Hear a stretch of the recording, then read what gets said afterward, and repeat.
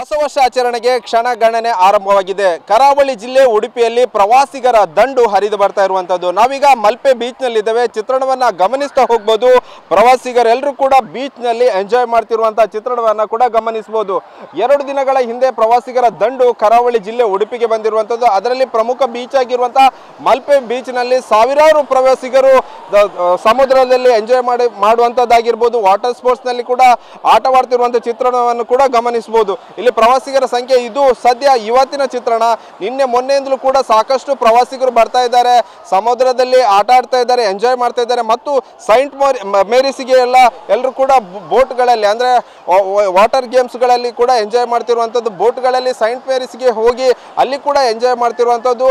ಅದೇ ರೀತಿಯಾಗಿ ಉಡುಪಿ ಜಿಲ್ಲೆಯಲ್ಲಿ ಪ್ರವಾಸಿಗರ ದಂಡು ಹರಿದು ಬರ್ತಾ ಇರೋದ್ರಿಂದ ರೆಸಾರ್ಟ್ ಆಗಿರ್ಬೋದು, ಹೋಮ್ ಸ್ಟೇಗಳಾಗಿರ್ಬೋದು, ಲಾಡ್ಜ್ಗಳಾಗಿರ್ಬೋದು ಎಲ್ಲವೂ ಕೂಡ ಈಗ ಹೌಸ್ಫುಲ್ ಆಗಿರುವಂಥದ್ದು. ಈ ಬಾರಿ ಎಲ್ಲರೂ ಕೂಡ ಪ್ರವಾಸಿಗರು ಉಡುಪಿ ಜಿಲ್ಲೆಯನ್ನ ಆಯ್ಕೆ ಮಾಡಿಕೊಂಡಿರುವಂಥದ್ದು.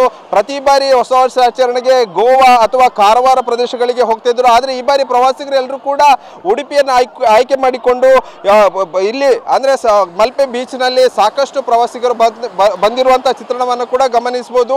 ಒಟ್ಟಾರೆಯಾಗಿ ಈ ಬಾರಿ 2024 ಬರಮಾಡಿಕೊಳ್ಳಲು ಎಲ್ಲ ಪ್ರವಾಸಿಗರಾಗಿರ್ಬೋದು, ಇಡೀ ಜನತೆ ಸಿದ್ಧವಾಗಿದೆ. ಈ ನಿಟ್ಟಿನಲ್ಲಿ ಕರಾವಳಿ ಜಿಲ್ಲೆ ಉಡುಪಿಯಲ್ಲಿ ಕೂಡ ಪ್ರವಾಸಿಗರ ದಂಡೆ ಹರಿದು ಬರ್ತಾ ಇರುವಂತದ್ದು.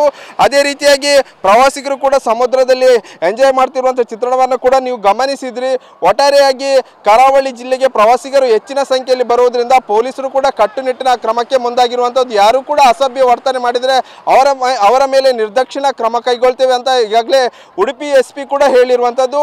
ಒಟ್ಟಾರೆಯಾಗಿ ಹೊಸ ವರ್ಷ ಸಂಭ್ರಮಾಚರಣೆಗೆ ಕ್ಷಣಗಣನೆ ಆರಂಭ ಆಗಿದ್ರು. ಪ್ರವಾಸಿಗರು ಎಲ್ಲರೂ ಕೂಡ ಉಡುಪಿಯಲ್ಲಿ ಎಂಜಾಯ್ ಮಾಡ್ತಾ ಇದ್ದಾರೆ. ಕ್ಯಾಮರಾ ಪರ್ಸನ್ ದಿನೇಶ್ ಜೊತೆ ಪ್ರಜ್ವಲ್ ಅಮೀನ್, TV9 ಉಡುಪಿ.